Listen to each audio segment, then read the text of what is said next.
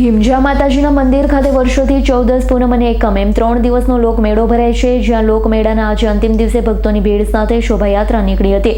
દેવગામમાં હિમજા માતાજીના મંદિરમાં સમગ્ર માહોલ ભક્તિમય બન્યો। જય હિમજા માના નારાથી વાતાવરણ ગુંજી ઉઠ્યું હતું। મંદિર દેવગામ જે વર્ષોથી પરંપરાથી 3 દિવસનો અહીંયા મેળો ભરાય છે। ગામથી દેશ પરદેશથી બધા વૈષ્ણવ વાણિયા અને ઝારોળા બ્રાહ્મણો અહીંયા આવે છે।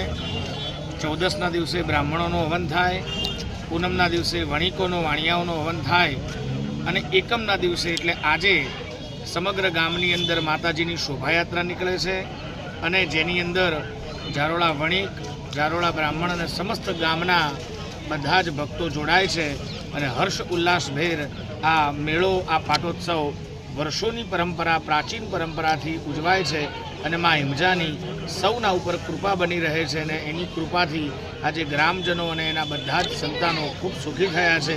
એવો આ પરંપરાગત મેળો અને શોભાયાત્રા આજે ઉજવાઈ રહી છે। શું નામ તમારું? કૌશલભાઈ શાસ્ત્રી।